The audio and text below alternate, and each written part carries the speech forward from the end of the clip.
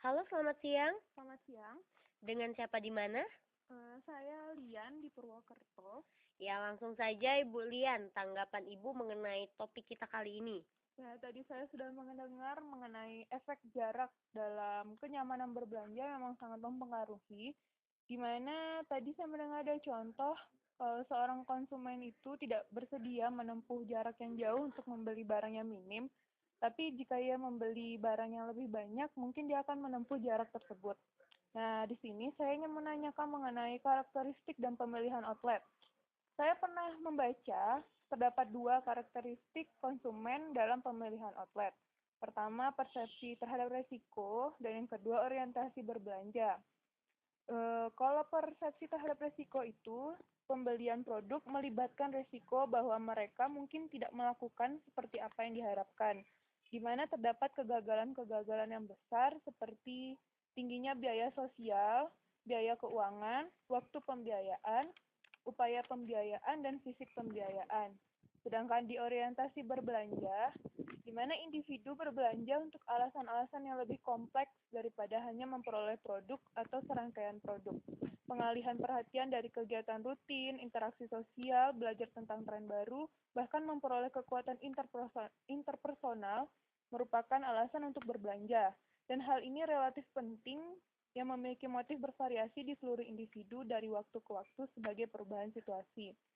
Saya juga pernah membaca sebuah penelitian mengenai pemilihan outlet, yaitu The Point of Purchase Advertising International atau disebut POPAI, di mana mereka menggunakan definisi pemilihan outlet di dalam toko. Ada 4 bagian. Yang pertama, perencanaan khusus, di mana perencanaan khusus tersebut merek tertentu atau item diputuskan pada sebelum mengunjungi toko dan membeli seperti apa yang direncanakan.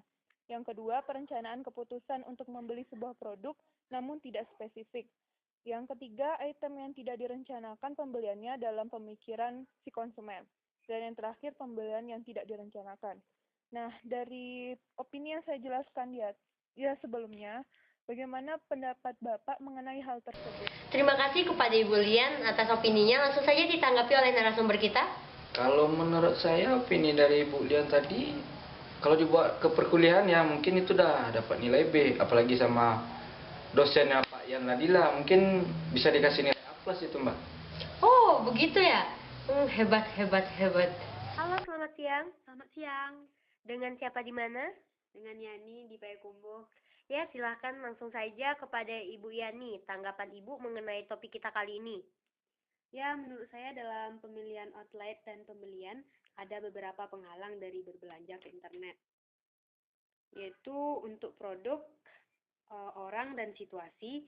Internet memberikan kombinasi yang baik terhadap pemilihan, kenyamanan, harga, dan atribut lainnya, daripada berbelanja ke katalog atau toko tradisional atau tempat lainnya. Kemudian banyak penghalang yang masih ada untuk pembelian online. Yang paling sedikit adalah ketiadaan akses internet. Namun banyak juga yang online tapi belum pernah melakukan suatu pembelian. Dan kemudian mengenai karakteristik dari pembelanjaan online, pembeli online yang utama adalah para pengguna internet, yaitu mereka yang mempunyai pendidikan dan pendapatan lebih tinggi dibanding dengan populasi pada umumnya.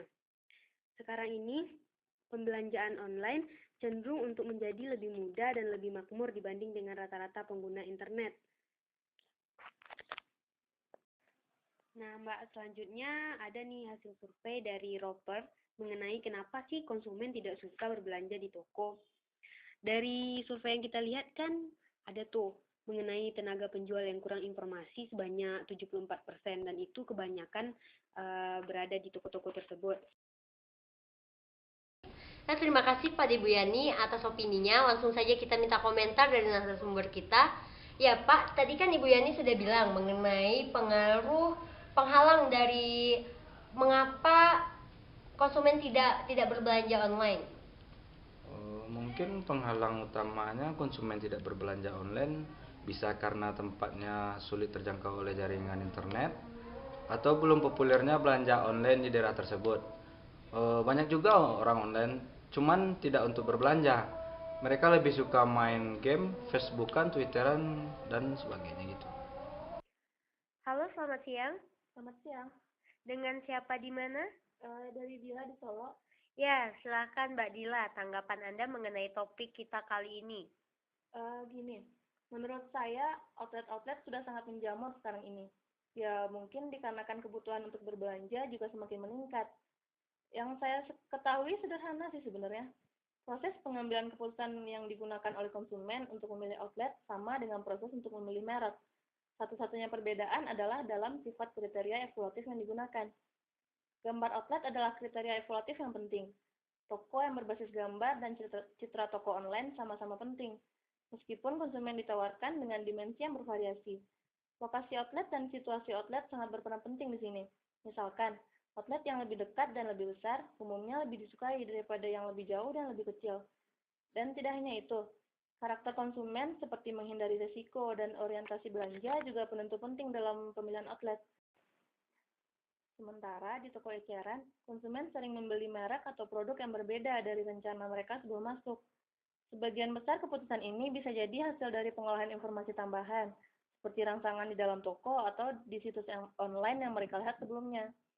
Namun ada juga dorongan pembelian yang dilakukan dengan musyawarah, mungkin dengan teman atau keluarga untuk membeli atau mengkonsumsi produk tersebut.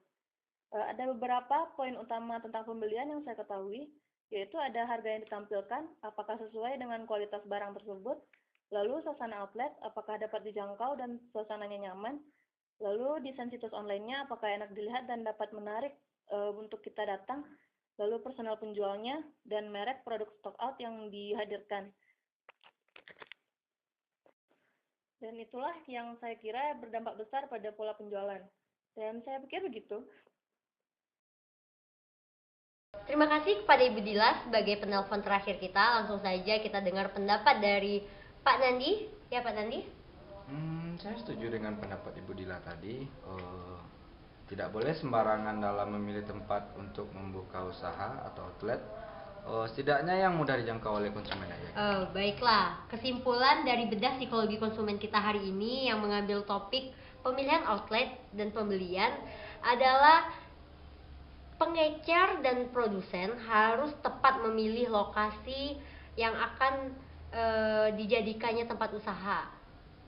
Tidak boleh sembarangan karena nantinya itu akan menarik konsumen untuk membeli produk yang ditawarkan. Ya, demikian bedah psikologi konsumen hari ini. Terima kasih kepada Bapak Nandi Kurnia Putra atas partisipasinya. Sama-sama, Pak. Mewakili kerabat kerja yang bertugas, saya Hidayati undur diri. Terima kasih dan sampai jumpa.